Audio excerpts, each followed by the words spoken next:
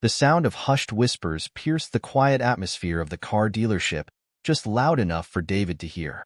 Can you believe that guy? Who does he think he is, walking in here like some big shot? He's trying to haggle like he's broke. David froze, his hand resting on the pin he'd been about to use to sign the final paperwork for the new SUV he was buying. He glanced behind him, his sharp eyes taking in the two customers standing a few feet away. They weren't trying very hard to be subtle. One of them, a man in a baseball cap, smirked and elbowed the other, a woman in a plaid jacket. Yeah, the woman muttered back. And look at that outfit.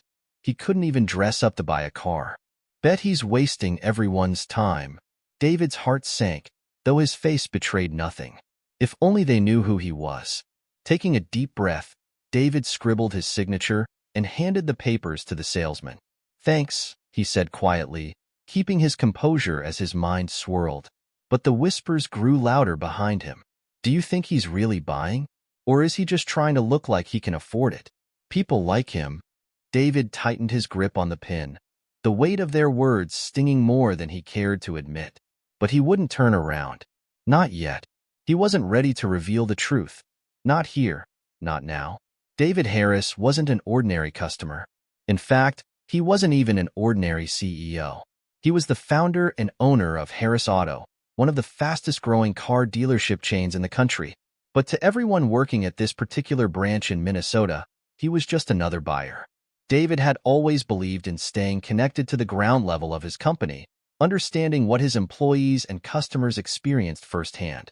It was why he often went undercover, dressing simply in jeans and a plain shirt, his salt and pepper hair uncombed.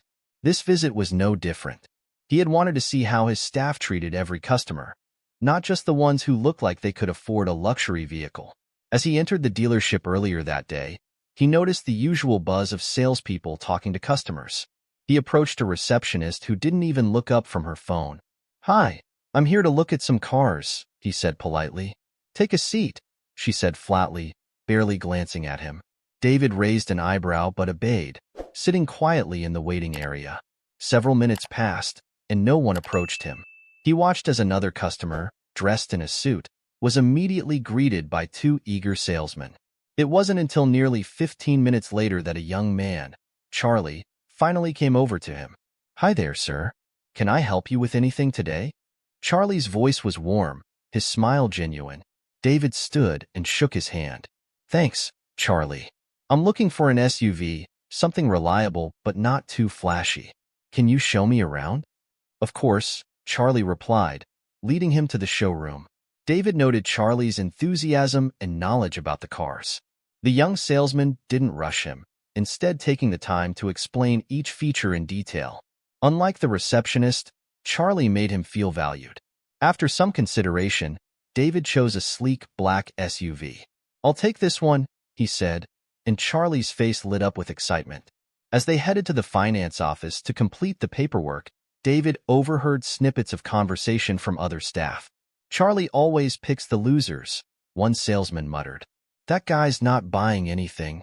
David bit back a smile. If only they knew. The whispers from the customers behind him now pulled him back to the present moment. David felt a surge of emotion, not anger, but sadness. It wasn't the first time he'd encountered judgment based on appearances. Growing up in a poor neighborhood, he'd experienced it often. Back then, his mother couldn't afford a car, so they relied on buses and walked miles to get where they needed to go. He'd promised himself that one day, he would own a car and help others who faced similar struggles. It was part of what inspired him to start Harris Auto.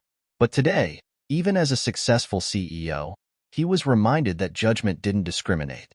Whether you were rich or poor, people made assumptions based on what they saw. As the paperwork wrapped up, Charlie returned with the keys to the SUV. "Here you go, Mr. Harris," he said, handing them over with a grin. "I hope you enjoy it." "Thanks, Charlie," David said. "You've been great. I'll make sure your manager hears about it." Charlie looked slightly surprised but nodded. "I appreciate that, sir. Have a great day." David turned to leave, but the whispers behind him continued. "You think he'll even make it off the lot?" the man in the baseball cap said.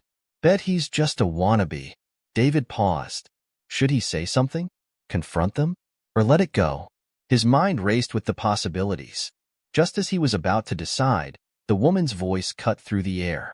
You know, people like that are the reason we can't have nice things. Always trying to scam their way into places they don't belong. The words hit him like a punch.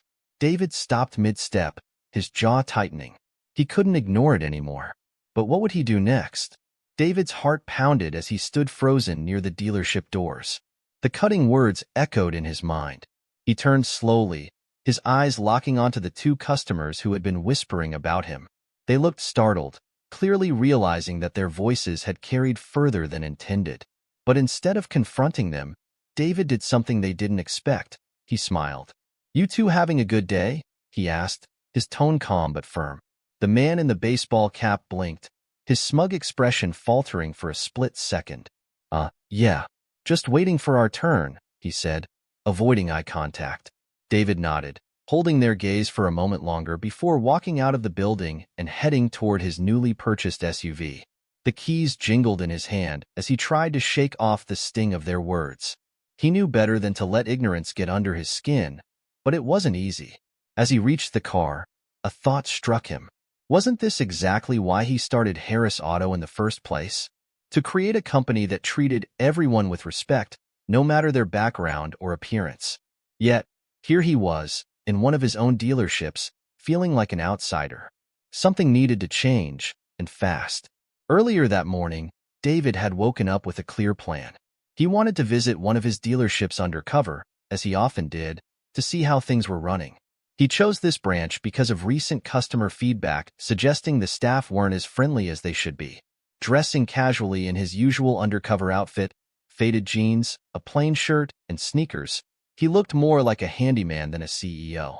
He parked his old, slightly beat-up truck a few blocks away to avoid drawing attention and walked into the dealership unnoticed. The receptionist's dismissive attitude was the first red flag, but David decided to be patient.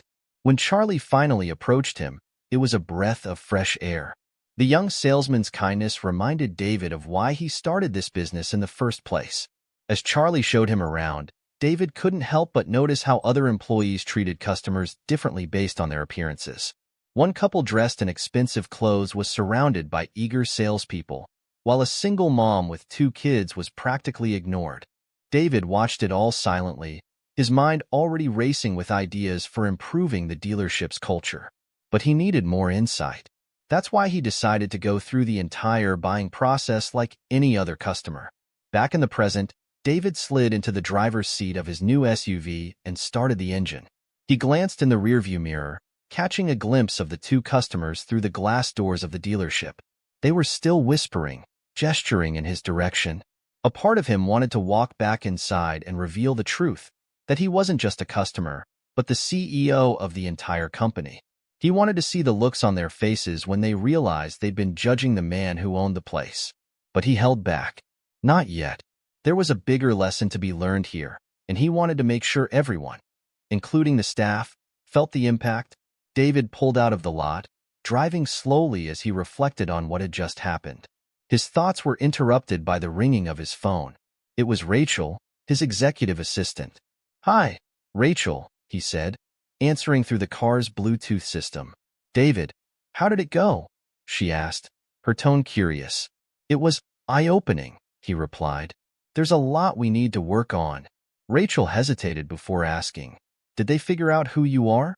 "Not yet," David said, a small smile tugging at the corners of his mouth. "But they will. Just not the way they're expecting." As David drove through the city, he thought about the lessons his mother had taught him growing up. She always said that kindness and empathy were the greatest strengths a person could have. "Treat everyone like they matter," she would say. Because they do. But too often, people forgot that. They judged others by their clothes, their cars, or the way they spoke. David had seen it happen time and time again, even in his own life. And now, he was determined to make sure it didn't happen in his dealerships. By the time he arrived home, David had a plan. He would return to the dealership the next day, not as an undercover customer, but as himself. And he would make sure the staff, as well as those 2 judgmental customers, learned an unforgettable lesson about respect and kindness. But just as he was about to park his new SUV, his phone buzzed again. This time, it was a text message from Charlie. "Thank you for your business today, Mr. Harris. It was a pleasure helping you. Please let me know if there's anything else I can do." David smiled as he typed a quick response. "Thanks, Charlie. You're doing a great job. I'll see you tomorrow." The next morning, David walked into the dealership dressed in a sharp suit, his posture exuding confidence. Heads turned as he entered, and the staff exchanged puzzled looks. None of them recognized him from the day before. David spotted Charlie immediately and gave him a nod. "Morning, Charlie.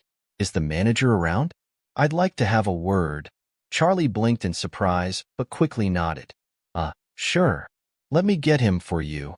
As Charlie disappeared into the back office, David caught sight of the man in the baseball cap and the woman in the plaid jacket from the day before.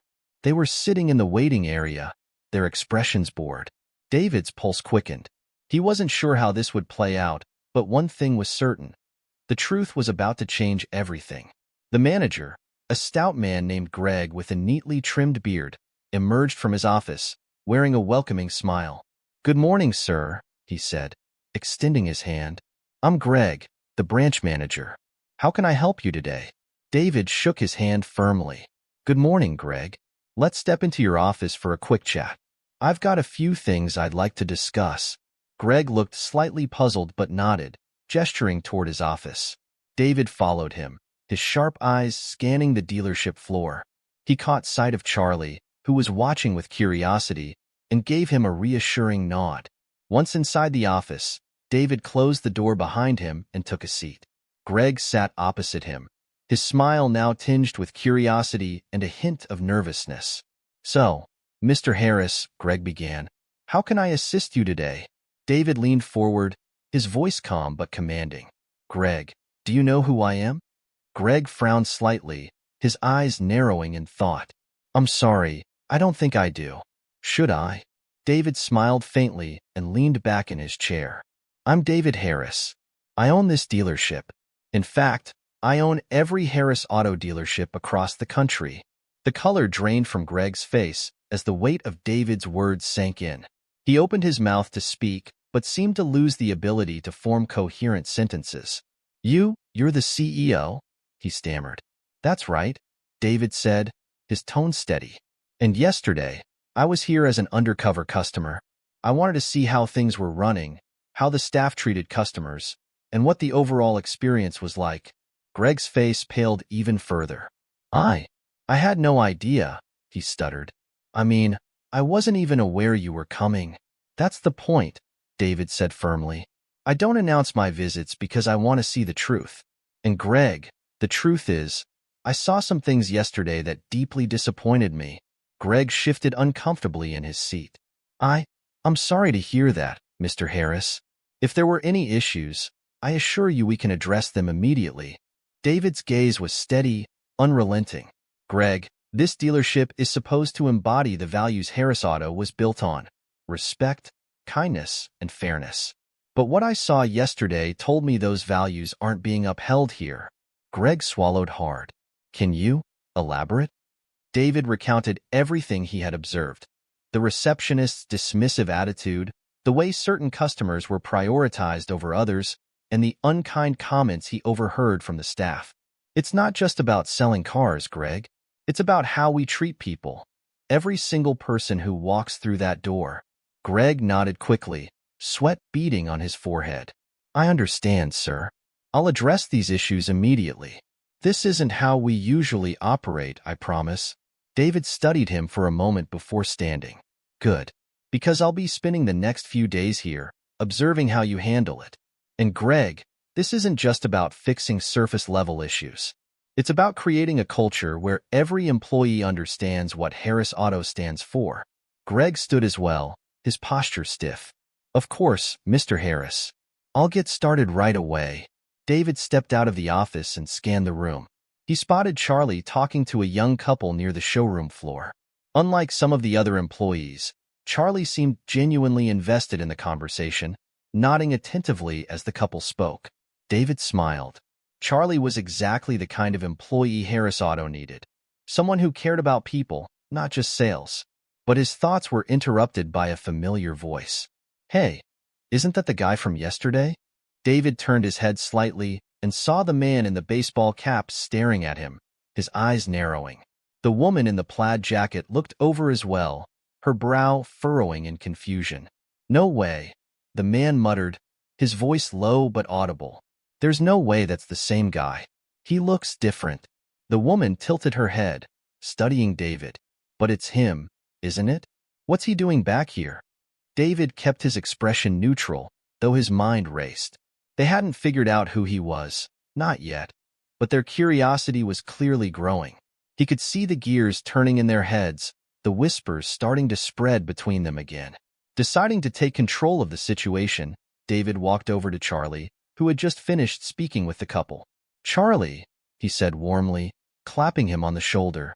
"Great job yesterday. I hope you know how much I appreciate the way you treat customers." Charlie blinked in surprise, his cheeks reddening slightly. "Thank you, Mr. Harris. That means a lot." The man in the baseball cap and the woman in the plaid jacket watched the interaction with growing suspicion. David could feel their eyes on him, the tension thickening with every passing second.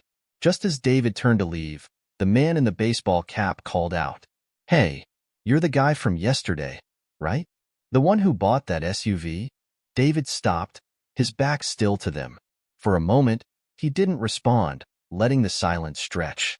Finally, he turned, his expression unreadable. "Yes," he said simply. "That was me." The man exchanged a look with the woman, his curiosity now fully piqued. "So, what are you doing back here? Did something go wrong with the car?" David shook his head, a faint smile playing at his lips. "No, everything's fine. I just had some unfinished business to take care of." Before they could press him further, David nodded politely and walked away, leaving them whispering furiously behind him. As the day wore on, David observed the dealership quietly, noting every interaction, every smile, and every frown. By the time the sun began to set, he felt confident in his plan. Tomorrow, he would call a meeting with the entire staff, and the two customers who had judged him so harshly would finally learn the truth. But as David prepared to leave for the day, something unexpected happened. A loud commotion erupted near the front desk. "Hey!" a voice shouted. "Where's the manager? I need to talk to someone right now." David turned, his heart racing as he saw the man in the baseball cap storming toward the receptionist.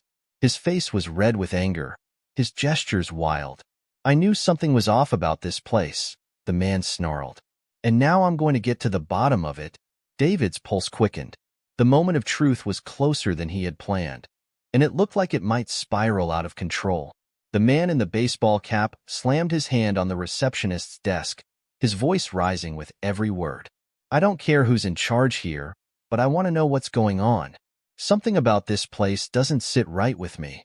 The receptionist, already frazzled, looked up at him with wide eyes. "Sir, please calm down. If there's an issue, I can get the manager." "Don't tell me to calm down," the man barked. "First, you've got that guy from yesterday coming back looking all different, and now he's walking around like he owns the place." He jabbed a finger toward the showroom, where David stood observing the scene from a distance. David remained calm, his face impassive. This wasn't how he wanted the truth to unfold, but now that the situation was escalating, he knew he couldn't wait much longer.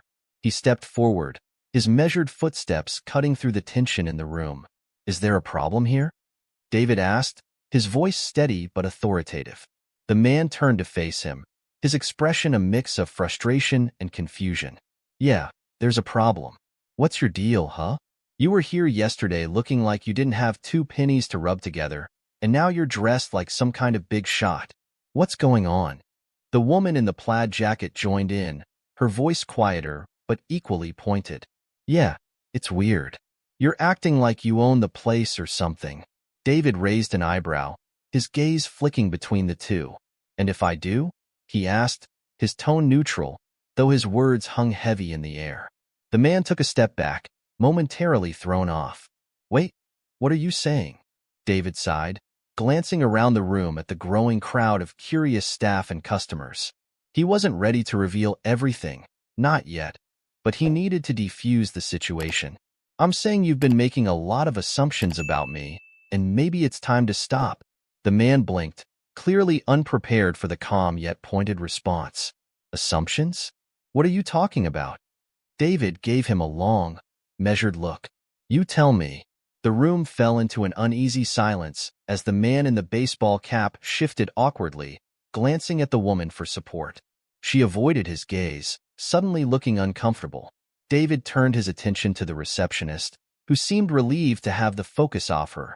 Could you please call the manager? David asked her calmly. I think it's time we all had a little chat. The receptionist nodded quickly, picking up the phone with trembling hands. Moments later, Greg emerged from his office, his face a mixture of concern and confusion as he approached the group. What's going on here? Greg asked, his eyes darting between David, the man, and the growing crowd of onlookers. David gestured for Greg to join him. Let's talk in your office for a moment. We'll handle this properly. Greg nodded, his expression tense as he led the way back to his office. David followed, leaving the man and woman whispering furiously behind him. Inside the office, Greg closed the door and turned to face David. What's happening out there? Did something go wrong? David shook his head. Not exactly. But we've got a situation, and I think it's time to address it head-on. Greg frowned, his concern deepening. Do you want me to talk to those customers? I can handle it. No, David said firmly. This is something I need to handle personally. But first, I need your cooperation. Greg nodded slowly. Of course, Mr. Harris. Whatever you need. David leaned forward, his voice calm but resolute. Tomorrow morning, I want a meeting with the entire staff. And I want those 2 customers invited as well. Greg's eyes widened in surprise. The customers? Are you sure? I'm sure, David said. There's a lesson here that everyone needs to learn. And trust me, it'll be worth it. The next morning, the dealership was buzzing with anticipation. Word had spread quickly about the mysterious man who seemed to have a deeper connection to the dealership than anyone realized. The staff gathered in the conference room, their expressions ranging from curiosity to anxiety. The 2 customers, the man in the baseball cap and the woman in the plaid jacket, sat near the back, their earlier bravado replaced by uneasy glances. David entered the room, dressed sharply in a tailored suit. The room fell silent as he stepped to the front, his presence commanding the attention of everyone present. He stood there for a moment, letting the weight of the silence settle before he spoke. Good morning, everyone, he began, his voice calm but firm. Thank you for being here. I know you're all wondering why I've called this meeting, so let me get straight to the point. He paused, his eyes scanning the room. My name is David Harris. I am the CEO and founder of Harris Auto. The room erupted into a mix of gasps and murmurs. Greg stood at the side, his expression a mixture of pride and nerves, while Charlie's jaw dropped in disbelief. The man in the baseball cap stared at David, his face pale, while the woman beside him looked as though she wanted to disappear. David raised a hand, and the room quieted.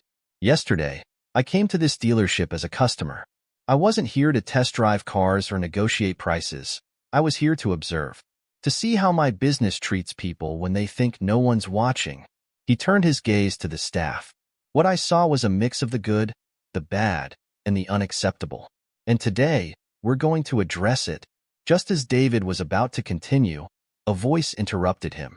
Wait a minute, the man in the baseball cap said, standing up from his chair. You mean to tell me you're the owner? The guy who runs this whole thing? David met his gaze, his expression steady.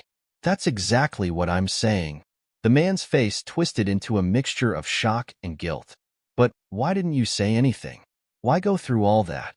Because sometimes, David said, the only way to see the truth is to step into someone else's shoes. The room fell silent again, the weight of his words settling over everyone. But before anyone could respond, David turned to the man, his voice calm but pointed. And now that you know who I am, let me ask you this. What do you think you would have done differently if you had known yesterday? The man hesitated, his mouth opening and closing as he struggled to find an answer. The tension in the room was palpable, every eye locked on David and the man, as everyone waited to see what would happen next. The man in the baseball cap stammered, clearly caught off guard. I don't know, he muttered, shifting awkwardly in his seat. The weight of everyone's eyes on him seemed to grow heavier by the second. David nodded, his gaze steady. That's an honest answer. But let me tell you something. How you treat people shouldn't depend on who they are or what you think they can do for you. Kindness and respect shouldn't have conditions. The man lowered his head, his bravado crumbling under the pressure. The woman in the plaid jacket sat frozen beside him, staring at her hands as if they held the answers to all her regrets. David stepped closer, addressing the entire room now. What happened yesterday wasn't just about them. It was about all of us, this dealership, this team, and the culture we create. What kind of message are we sending if we judge people by their appearance or treat them differently based on assumptions? The room remained silent, the staff clearly reflecting on his words. Even Greg, who had been standing quietly at the side, looked down, as if reevaluating his own role in the dealership's environment. David turned to Charlie, who was sitting near the front. "Charlie," he said, his tone softening, "you were the one person yesterday who reminded me why I started Harris Auto. You treated me like I mattered, without hesitation or judgment. That's what this company is supposed to be about." Charlie blinked in surprise, his cheeks flushing. "Thank you, Mr. Harris," he said quietly. "I was just doing my job." "No," David said firmly. "You were doing more than that. You were setting an example. And that's the kind of leadership I want to see in this dealership, and in every dealership under my name." David turned his attention back to the man in the baseball cap and the woman in the plaid jacket. "Now, as for you two," he said, his voice calm but unyielding, "I'm not here to embarrass or humiliate you. But I think it's important to talk about what happened yesterday." The man squirmed in his seat, avoiding David's gaze. "Look, I didn't mean anything by it," he said, his voice defensive. "We were just talking." David raised an eyebrow. "Just talking? Let me remind you of what you said." He recited their words from the day before, his voice measured but pointed. "Who does he think he is? Bet he's wasting everyone's time. Sound familiar?" The man winced, his face turning red. The woman beside him muttered, "We didn't know who you were." "That's exactly the point," David said, his tone sharper now. "You didn't know who I was, and yet you felt comfortable tearing me down based on nothing more than my appearance. What if I hadn't been the CEO? What if I'd been someone struggling to buy their first car? Do you think your words wouldn't have hurt then?" The woman's eyes filled with tears, and she nodded slightly. "You're right," she said, her voice barely above a whisper. "We were wrong." David softened his tone, taking a step back, acknowledging that is a good start. But it's not enough to just feel bad about what happened.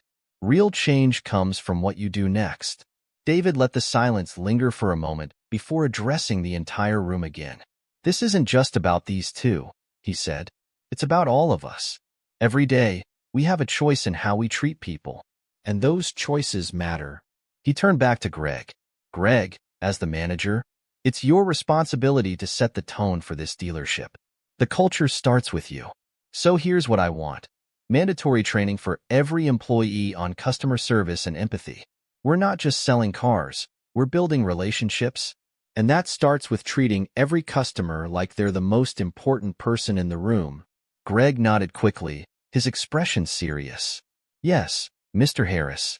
I'll get started on that right away." David smiled faintly. "Good. And I'll be following up to make sure it happens." As the meeting wrapped up, the staff filed out quietly, their faces a mix of reflection and determination. Charlie lingered near the door, clearly wanting to say something but unsure how to approach. David caught his eye and waved him over. "Charlie, walk with me." The two strolled through the showroom, the hum of activity slowly returning to the dealership. "Charlie," David began, "you have a gift. The way you connect with people, it's rare.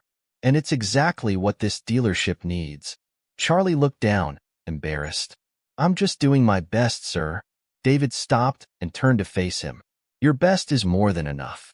In fact, I want you to take on more responsibility here. Greg's a good manager, but I think this team could benefit from your leadership as well." Charlie's eyes widened. Are you offering me a promotion?" David smiled. "I'm offering you an opportunity. Think about it. We'll talk more next week. Charlie nodded, his face lighting up with a mix of excitement and gratitude. Thank you, Mr. Harris. I won't let you down. As David prepared to leave, he caught sight of the man in the baseball cap and the woman in the plaid jacket lingering near the entrance. They looked hesitant, as if unsure whether to approach him or just walk out. David walked over to them, his expression open but firm. Was there something else you wanted to say? The man shifted uncomfortably before speaking. I just wanted to apologize, he said, for what we said. You're right, we judged you, and we were wrong. I'm sorry. The woman nodded, tears in her eyes. Me too. We shouldn't have treated you like that.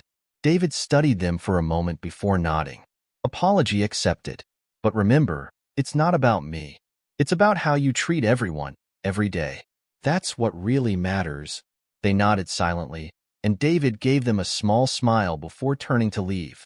As he stepped out into the sunlight, he felt a sense of satisfaction, not because he had revealed his identity, but because he had used the moment to teach a lesson that might just make the world a little kinder. But just as he was about to get into his car, his phone buzzed with a message from Rachel. David, call me ASAP. There's something you need to know. David frowned, his mind racing.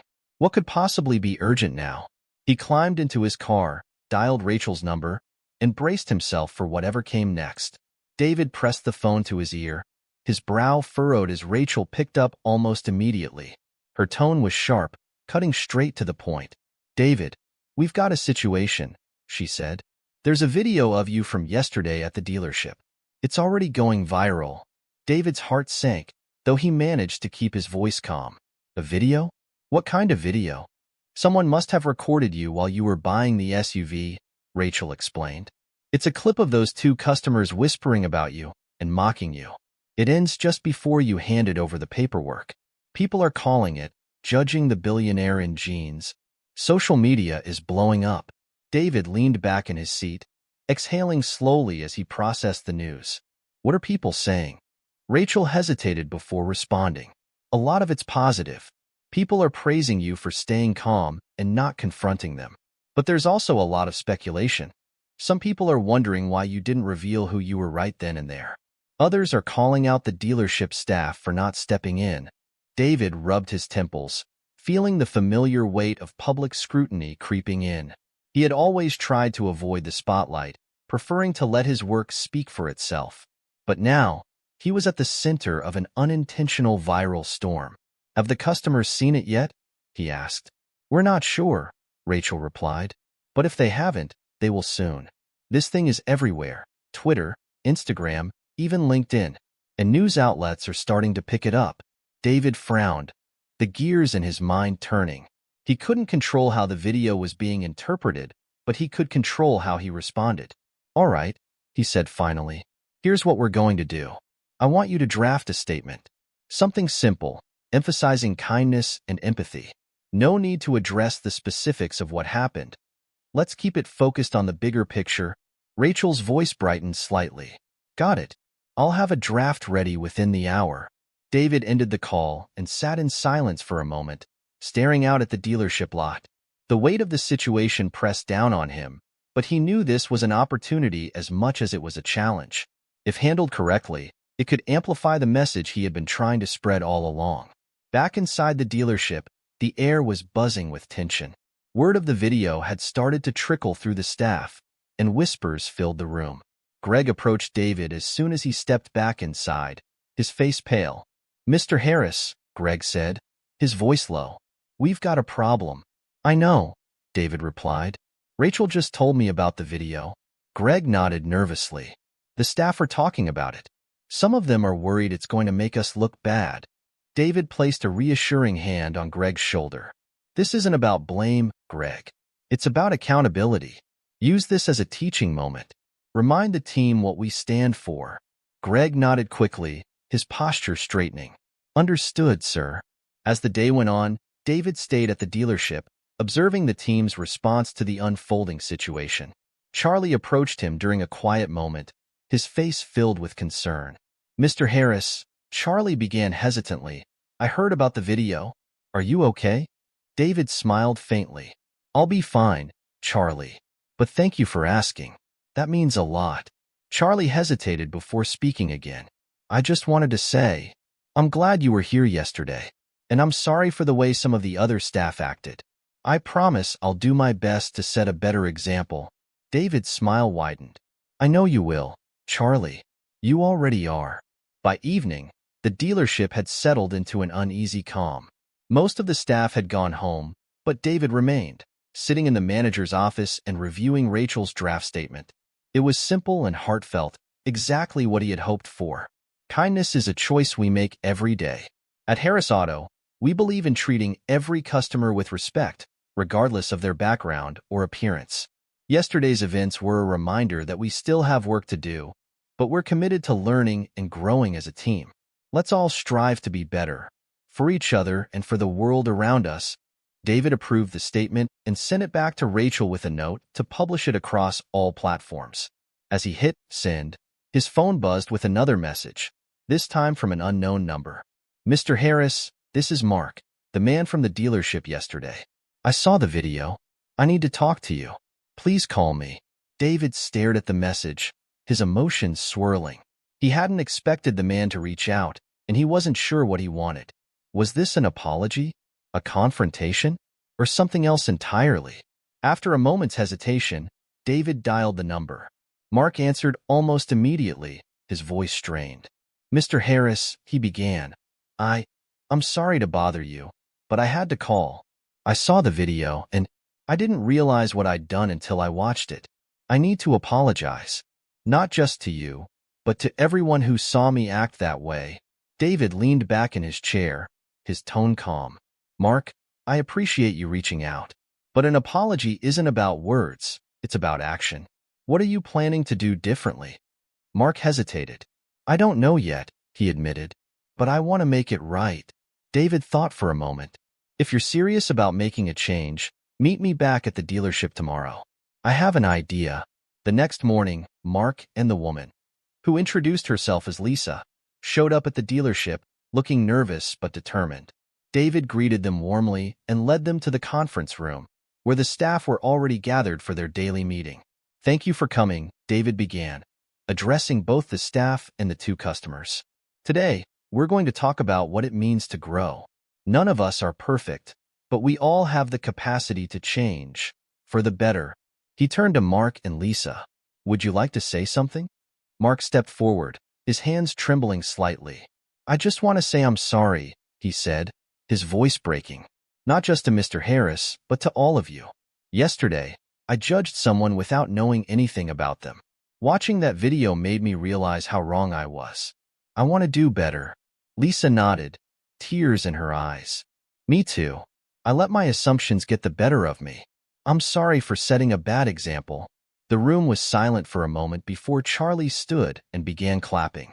Slowly, others joined in, until the entire room was applauding. David smiled, feeling a surge of hope. This wasn't just about one dealership or one incident. It was about creating a ripple effect of kindness and understanding. And as he looked around the room, he knew they were just getting started. But what he didn't know was that the next ripple was already forming. One that would take everything they'd learned and test it in ways none of them could predict. David hadn't anticipated how quickly things would escalate. The apology from Mark and Lisa had created a ripple of goodwill that spread through the dealership and beyond. Staff morale seemed higher, customers were greeted with genuine warmth, and the story of Harris Auto's undercover CEO became a symbol of humility and leadership. But with that attention came scrutiny. A week after the meeting, David received a call from Rachel late in the evening. Her tone was urgent, and her words sent a chill through him. David, we've got another problem, she said. There's a second video. David's stomach tightened. A second video? Of what? Rachel hesitated before answering. It's from the same day at the dealership, but this one's worse. It shows some of the staff laughing about you after you left. Someone must have been recording them. David closed his eyes, his mind racing. What exactly does the video show? It's a group of employees, Rachel explained. They're joking about how you looked, saying things like, "Did you see the way that guy was dressed? No wonder Charlie got stuck with him." It's bad, David. Really bad. David let out a slow breath, the weight of disappointment settling over him. He had thought the meeting with the staff had been a turning point, but clearly, not everyone had taken the message to heart. "Who's in the video?" he asked. Rachel named 3 employees, none of whom had spoken much during the initial meeting. David recognized their names, but couldn't recall any specific interactions with them. "What's the response been so far?" he asked. "Mixed," Rachel said. "Some people are outraged, saying it proves the dealership hasn't really changed. Others are defending you, pointing out how you handled the situation with grace. But the video's spreading fast, and it's hurting our reputation." David nodded, already formulating a plan. "All right, schedule another meeting with the staff tomorrow. I'll handle it." The next morning, the atmosphere at the dealership was tense. The employees named in the video sat at the back of the conference room, avoiding eye contact with their colleagues. Charlie, sitting near the front, looked visibly upset. Greg stood off to the side, his posture rigid with anxiety. David entered the room, his expression calm but serious. The room fell silent as he took his place at the front. "Good morning," he began, his voice steady. "I'm sure most of you are aware of the new video that's been circulating. I won't sugarcoat it. What was said in that video was unacceptable." He paused, letting his words sink in. "When we had our first meeting, I talked about the importance of kindness and respect. I thought we had turned a corner, but clearly, there's still work to be done." David turned to the employees in the video. "To those of you who were involved, I want to hear from you. What do you have to say for yourselves?" One of the employees, a man named Steve, shifted uncomfortably in his seat before speaking. "Mr. Harris, I'm sorry. It was a stupid thing to say. We didn't mean anything by it." David raised an eyebrow. "Didn't mean anything by it?" "Steve, those words weren't just hurtful. They undermined everything this company stands for. You weren't just joking about me. You were joking about a customer. And if that's how you talk about one customer, how do I know you're not doing the same to others?" Steve lowered his head, unable to meet David's gaze. Another employee, a woman named Karen, spoke up next. "Mr. Harris, I take full responsibility. It was wrong, and I regret it. We didn't think anyone would hear us." David's tone softened slightly. "Karen, it's not about whether anyone heard you. It's about the choices you make when you think no one's watching. That's when your character is truly revealed." The room was quiet as David continued. "I've always believed that people deserve second chances. But second chances come with accountability. That's why I'm implementing a new policy. Every employee at this dealership will undergo additional training, focusing on customer service, empathy, and workplace culture. This training will be mandatory, and it starts next week." He turned back to Steve, Karen, and the other employee. "As for you 3, you'll have to decide if you want to be part of this team moving forward. If you do, I'll expect more than just words. I'll expect action. Are we clear?" The 3 employees nodded, their expressions a mixture of guilt and determination. After the meeting, David stayed behind to speak with Charlie, who had lingered near the conference room door. "Charlie," David said, "I noticed you seemed upset during the meeting. What's on your mind?" Charlie hesitated, then sighed. "It's just frustrating, Mr. Harris. I thought we were making progress, and then something like this happens, and it feels like we're back to square one." David nodded. "I know it's discouraging, Charlie, but real change takes time. It's not a straight path. It's a series of steps, some forward and some backward. What matters is that we keep moving in the right direction." Charlie nodded slowly. "I get that. I just wish everyone cared as much as you do." David smiled faintly.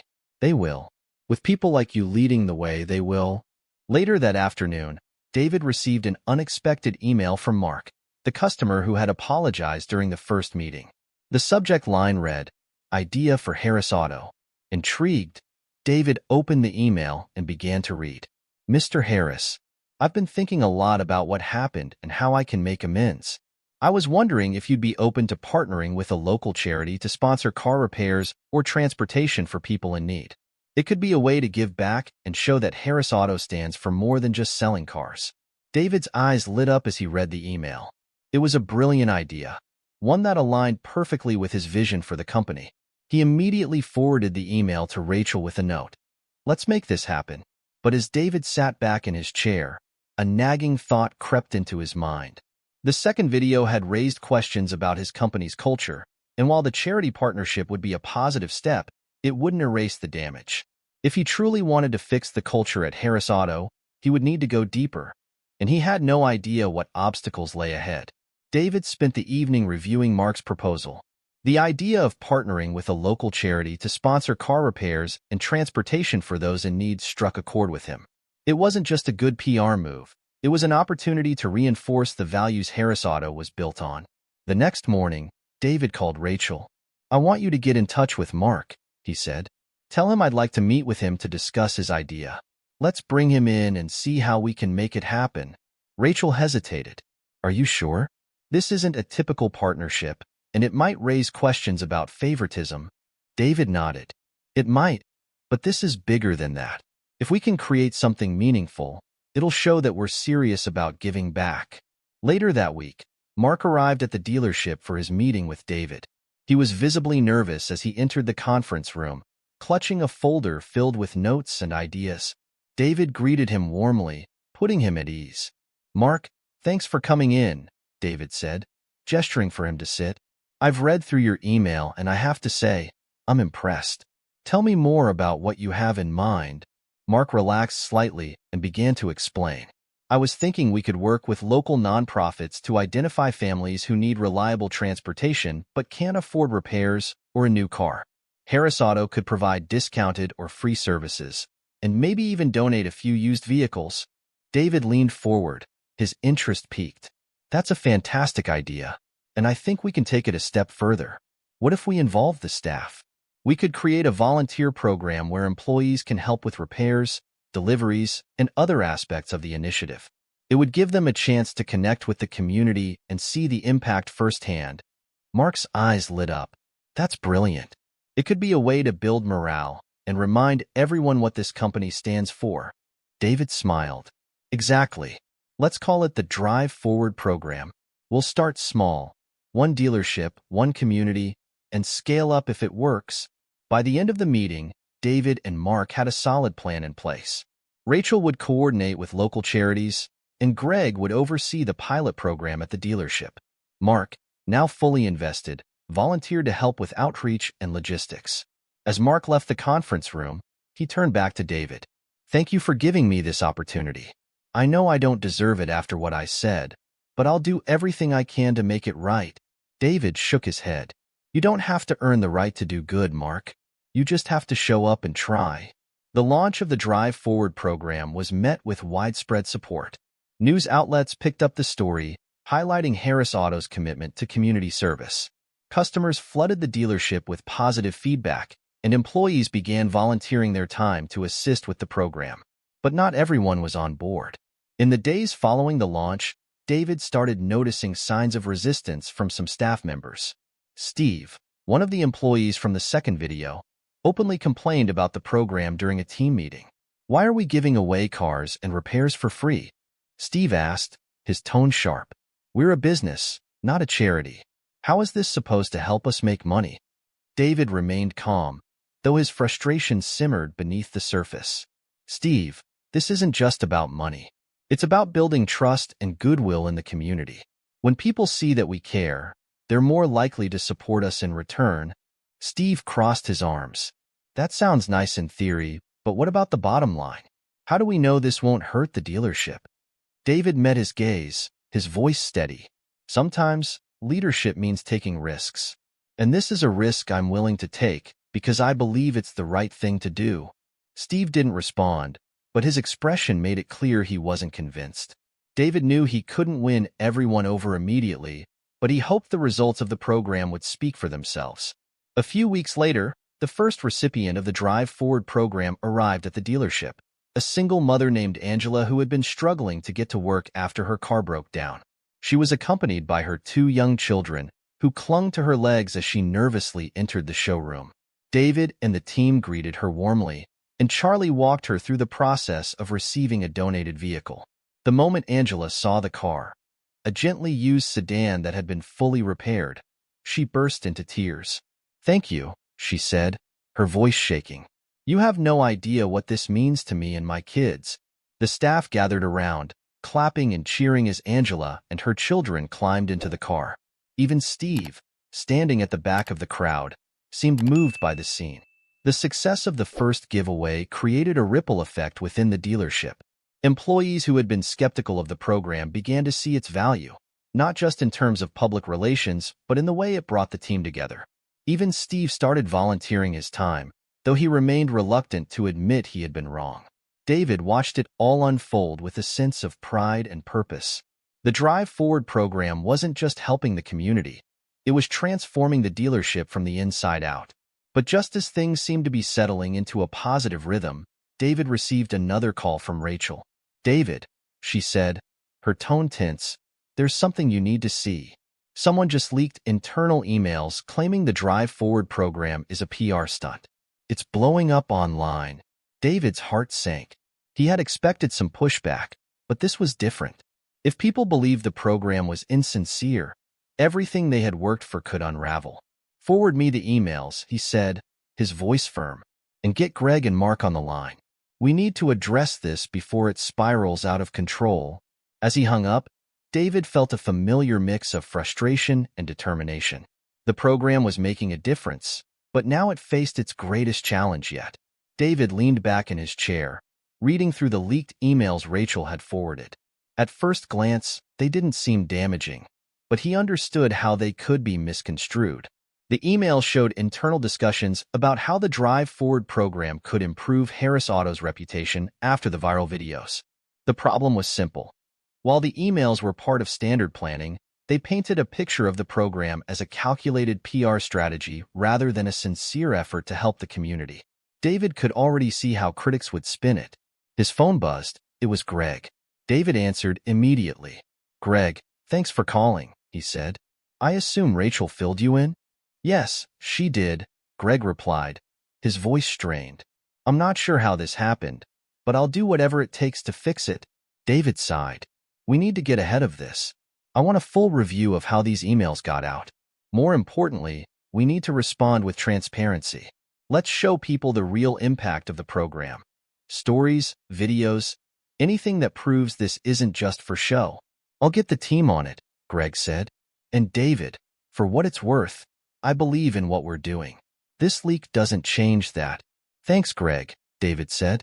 "Let's stay focused." Rachel coordinated a meeting with Mark and other key team members later that afternoon. Sitting in the conference room, David outlined his plan. "First, we need to double down on transparency," he began.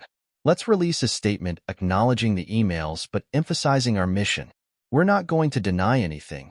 We're going to own it. The emails show we care about our reputation, but that doesn't mean the program isn't genuine." Mark nodded, his face thoughtful. "And what about the people we've helped? Should we ask them to share their stories?" "Yes," David said, "but only if they're comfortable. We don't want anyone to feel pressured. This has to be authentic." Rachel spoke up. "What about a live event? Something where the community can see the program in action. Maybe a car giveaway or a free repair day." David's eyes lit up. "That's perfect. Let's organize something for next weekend. Make it a celebration of what we've accomplished so far."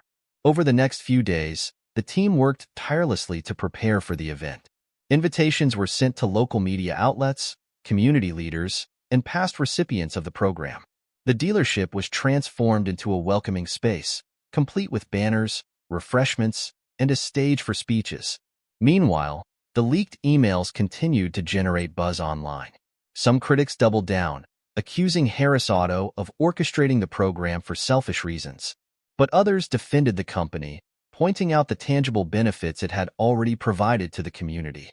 David stayed focused, refusing to let the negativity distract him. He knew the event would be a turning point, one way or another. On the day of the event, the dealership was packed with people. Angela, the single mother who had been the program's first recipient, stood at the front of the crowd with her 2 children. Other recipients mingled with staff and volunteers, sharing their gratitude and stories of how the program had changed their lives. David stepped onto the stage, the microphone in his hand. The crowd quieted, their attention focused on him. "Thank you all for being here today," he began, his voice steady. When we started the Drive Forward program, our goal was simple: to make a difference in the lives of people who need it most. Today, I want to show you what that difference looks like." He gestured to Angela, who stepped onto the stage with her children. Tears filled her eyes as she spoke into the microphone. "Before this program, I didn't know how I was going to get my kids to school or get myself to work," she said, her voice trembling. "But thanks to Harris Auto, I have a car, and I have hope. This isn't just about a vehicle. It's about knowing that someone cares." The crowd erupted into applause, and David felt a surge of pride. This was the proof he needed, the real, undeniable impact of the program. As the event continued, David noticed Steve lingering near the back of the crowd. He approached him, his expression calm but firm. "Steve," he said, "I know you've had your doubts about this program. What do you think now?" Steve hesitated, his gaze fixed on the stage where another recipient was sharing their story. "I'll admit, I didn't think this would work," he said quietly. "But seeing this, it's hard not to feel something. Maybe I was wrong." David nodded. "It takes courage to admit that. I appreciate your honesty." Steve glanced at him, a flicker of respect in his eyes. "Thanks, Mr. Harris. I'll do better." By the end of the day, the event was hailed as a success. News outlets covered the stories shared on stage, and social media buzzed with positive reactions. The leaked emails were quickly overshadowed by the program's tangible results, and even the harshest critics began to soften. But just as David was beginning to feel a sense of relief, Rachel pulled him aside with a concerned expression. "We've got another issue," she said. "One of the recipients is claiming they were promised a brand new car but only received a used one. They've posted about it online, and it's starting to gain traction." David's jaw tightened. "Do we have any record of that promise?" "Not that I've seen," Rachel said. "But we need to address it quickly before it spirals." David nodded, his mind already racing. "Give me the details. I'll handle it." As Rachel walked away, David stared out at the bustling crowd, the weight of the new challenge settling on his shoulders. The Drive Forward program had weathered one storm, but another was already brewing, and this time, the stakes felt even higher. David returned to his office later that evening, his focus locked on the issue Rachel had brought up. The post from the disgruntled recipient was spreading rapidly on social media. The accusation was clear. They claimed to have been promised a new car through the program but had instead received a used one. Their post was filled with frustration, calling the program a publicity stunt and accusing Harris Auto of dishonesty. Rachel entered his office with a stack of documents. "Here's everything we have on this recipient, Mr. Harris," she said, placing the papers on his desk. "I've also asked Greg to pull up any communication records." David scanned the files quickly. The recipient, a man named Travis, had applied for the program a few weeks earlier. According to the paperwork, there had been no mention of a new car being promised, only a fully serviced and reliable used car. "This doesn't look like a mistake on our end," David said, his tone measured. "But that doesn't mean Travis doesn't feel let down. Let's get ahead of this." Rachel nodded. "What's the plan?" "First, I want to speak with Travis directly," David said. "If there's been a misunderstanding, we need to clear it up. But more importantly, I want to know how he's feeling. This program isn't just about cars, it's about trust." The next morning, David called Travis personally. The man answered after a few rings, his voice wary. "Travis? This is David Harris, CEO of Harris Auto." There was a long pause before Travis responded. "Oh, I wasn't expecting a call from you." David smiled faintly, keeping his tone friendly. "I wanted to talk to you directly about your concerns. I've seen your post, and I understand you feel like we let you down. Can you tell me what happened?" Travis hesitated, then sighed. "I guess I just thought, when I was chosen for the program, it felt like such a big deal. I assumed I'd get a new car, and when I got the used one, it was a letdown. Don't get me wrong, it runs great, and I appreciate it. But I guess I built it up in my head." David nodded, even though Travis couldn't see him. "I understand, Travis. And I'm sorry if we didn't communicate clearly enough. The program's goal is to provide reliable transportation, whether it's new or used. But I can see how your expectations might have been different." Travis was quiet for a moment. "I didn't mean to cause a scene," he admitted. I was just frustrated. David's voice softened. I get it, and I want to make this right. How about we bring your car back in for an additional checkup? We'll make sure it's in perfect condition. And if there's anything else we can do to help, let me know. Travis sounded surprised. You do that? Of course, David said. This program is about helping people, Travis. And if you don't feel like we've done enough, then we'll keep trying. The call ended on a positive note, but David knew the damage from Travis's post would take time to repair. He immediately drafted a public response, sharing details of his conversation with Travis and reaffirming the program's mission. The post included a promise to review all communication processes to ensure future recipients fully understood what to expect. The response was well received. Many praised David for handling the situation personally, while others commended the transparency and willingness to improve. Later that week, Travis returned to the dealership for his car's checkup. David was there to greet him, shaking his hand warmly. Thanks for giving us the chance to make this right, David said. Travis smiled awkwardly. I appreciate it. I didn't think the CEO of the company would care this much. David chuckled. Caring is what this program is all about. And I hope we can count on you to share your updated experience with others. Travis nodded. Absolutely. As Travis drove off in his freshly serviced car, David felt a sense of relief.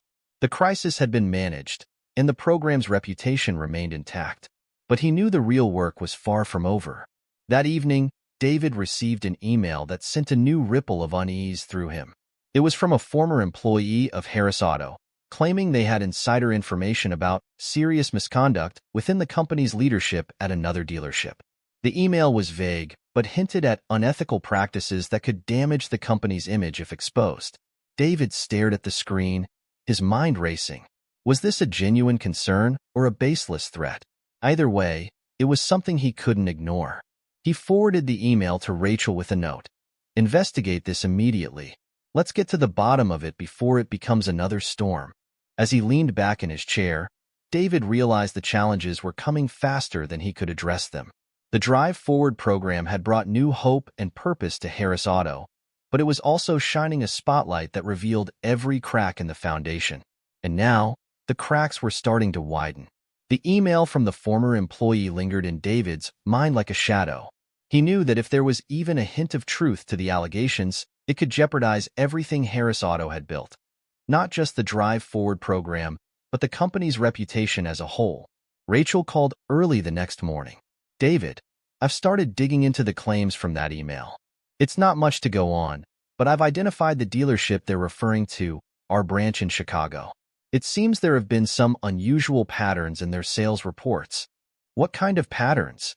David asked. Rachel hesitated. Discounted vehicles being sold under the table, inflated trade-in values, and a few discrepancies in customer complaints that don't match the official records. David's jaw tightened. If this is true, it's not just a breach of trust, it's fraud. Rachel's voice lowered. I think you need to visit the Chicago branch yourself. If there's something going on, we need to uncover it firsthand. David nodded, already making plans. Schedule a meeting with the branch manager for tomorrow. Don't tell them I'm coming until I'm already there. The next morning, David boarded a flight to Chicago. The tension in his chest grew with every mile. Harris Auto had always been more than a business to him. It was his legacy, his way of showing the world that success could be achieved with integrity. The idea that one of his dealerships might be tarnishing that legacy filled him with both anger and resolve. When he arrived at the Chicago branch, the staff greeted him with wide-eyed surprise. The manager, a tall man named Phil, came rushing out of his office, his smile strained. Mr. Harris, what a surprise, Phil said, extending a hand. We weren't expecting you. That's the idea, David replied, shaking his hand firmly. I'm here to take a closer look at how things are running. Phil's expression faltered for a moment before he regained his composure. Of course. Let me know if there's anything specific you'd like to see. I'll start by speaking with your team, David said. And I'd like access to the recent sales records and customer feedback. Phil hesitated but nodded. Of course. I'll have everything ready for you. As David walked the showroom floor, he noticed an odd dynamic. The sales team seemed nervous, overly attentive to his movements. He overheard snippets of conversations that hinted at discontent and distrust among the staff. Something was definitely off. He met with several employees one-on-one, asking them about their experiences at the dealership. Most were hesitant to speak openly, but a few mentioned issues with how deals were being handled. One junior salesperson, a woman named Sarah, finally broke the silence. "Mr. Harris," she said quietly, "I don't want to get in trouble, but there's been some shady stuff going on. Phil's been pushing us to close deals by any means necessary, even if it means bending the rules." David's eyes narrowed. "What kind of rules are we talking about?" Sarah glanced around nervously before leaning in. "He's been inflating trade-in values to make sales look better on paper. And some of the discounts he's offering to certain customers aren't going through the proper channels. It's not just unethical, it's illegal." David thanked her and moved on, his anger simmering beneath the surface. By the time he returned to Phil's office, he had a clear picture of what was happening. Phil looked up as David entered, his smile wavering. "Did you find everything you were looking for?" David closed the door behind him and sat down, his expression calm but stern. "Phil, we need to talk about the discrepancies in your sales records." Phil shifted uncomfortably. "I'm not sure what you mean." David placed a stack of papers on the desk. "These trade-in values don't match market standards. And the customer complaints from your branch don't line up with what's been reported to headquarters." "Care to explain?" Phil's face flushed, and he stammered. I don't know how that happened. Maybe there was a mistake in the system." David leaned forward, his voice low but firm. "Phil, this isn't a mistake. This is a pattern. And I've spoken to your team. They've confirmed what's been going on." Phil's shoulders slumped, and he looked down at his hands. "I didn't mean for it to get out of hand," he said. "I was just trying to hit the numbers." "At what cost?" David asked, his voice rising. "Your team doesn't trust you. Your customers are being misled, and you've jeopardized the integrity of this entire company." Phil looked up, his eyes pleading. "Please, Mr. Harris, give me a chance to fix this." David stared at him for a long moment. "Phil, I believe in second chances. But this isn't just about you. It's about everyone you've affected. You're stepping down as manager, effective immediately. I'll have someone from headquarters come in to oversee the transition." Phil's face crumpled, but he nodded. "I understand." David spent the next few days at the Chicago branch, working closely with the staff to rebuild trust and ensure all practices were brought back in line with Harris Auto standards. Sarah, the junior salesperson who had spoken up, showed remarkable leadership potential, and David made a mental note to recommend her for a management position in the future. Back at headquarters, David called a meeting with his executive team to discuss the broader implications of what had happened in Chicago. "This incident isn't just about one dealership," he said. "It's a reminder that we need to stay vigilant. Integrity isn't something we can take for granted. It has to be built and maintained every single day." The team agreed, and they outlined new measures to prevent similar issues in the future, including surprise audits and more robust training programs for managers. As David walked back to his office, his phone buzzed with a text from Rachel. "You need to see this." The link she sent led to a news article. "Harris Auto CEO uncovers fraud in Chicago dealership." The story praised David for his swift action and commitment to integrity, but the headline alone made him uneasy. The spotlight on Harris Auto was growing brighter, and he couldn't shake the feeling that more challenges lay ahead. David stared out the window, his resolve hardening.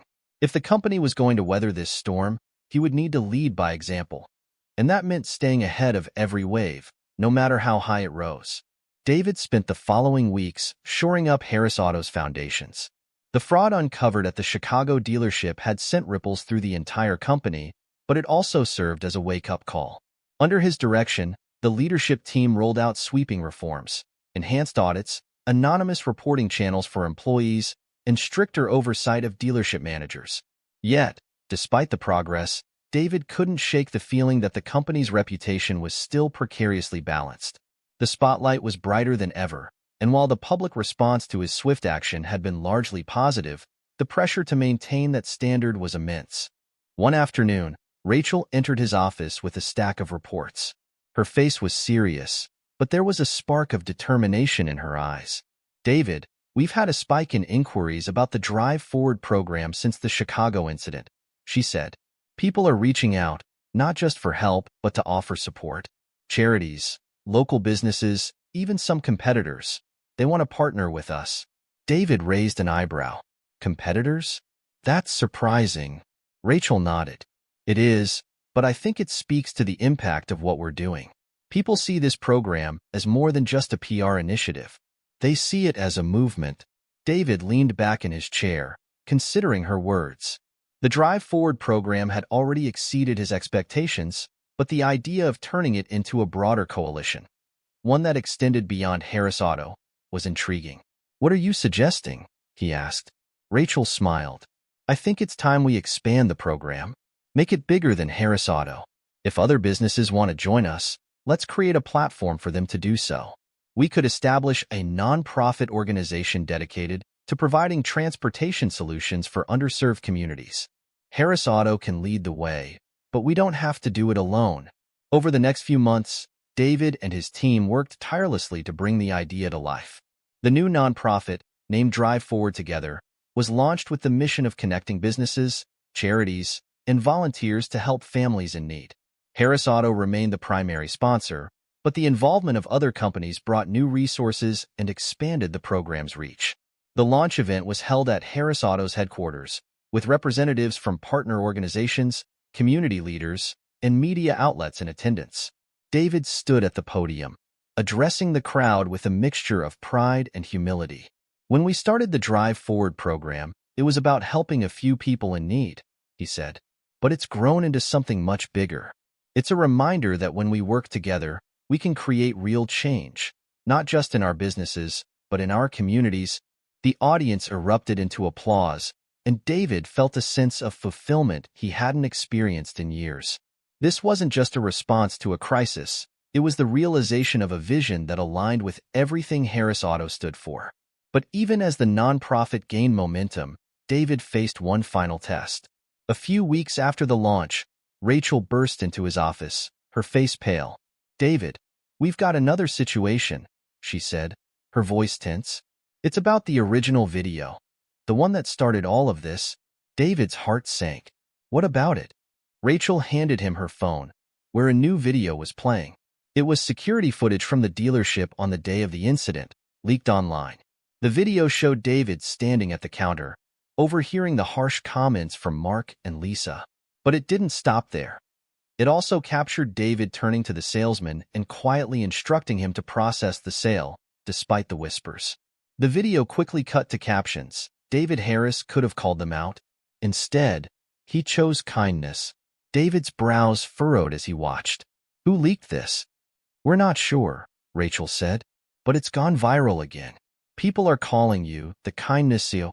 David sighed, a mix of emotions washing over him. The attention was overwhelming, but the message was clear. People were looking for examples of compassion and leadership, and now he had an opportunity to amplify that message. The weeks that followed were a whirlwind. The second viral video sparked renewed interest in Harris Auto, the Drive Forward program, and David's leadership style. Invitations to speak at conferences and events poured in, and media outlets hailed him as a symbol of ethical business practices. But David remained grounded. He continued visiting dealerships undercover, ensuring that the values of Harris Auto were being upheld at every level.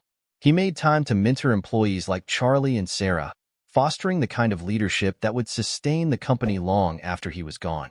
One evening, as David walked through the showroom of the original dealership, he spotted Mark and Lisa standing near the reception desk. They had returned, this time with a donation for the Drive Forward program. "Mr. Harris," Mark said, shaking his hand, "we just wanted to thank you for everything. You didn't have to be so forgiving, but you were. And it's changed the way we see things." Lisa nodded, her eyes glistening. "We've started volunteering at a local shelter. It's not much, but it feels good to give back." David smiled, his heart swelling with pride. Every little bit makes a difference, and it's never too late to start. As they left, David stood alone in the showroom, reflecting on the journey that had brought him to this moment. The challenges had been daunting, But they had also reaffirmed his belief in the power of kindness, resilience, and the courage to lead by example. Harris Auto was no longer just a company. It was a beacon of hope, a reminder that even in the toughest times, people could come together to make the world a better place. And for David, that was the greatest reward of all.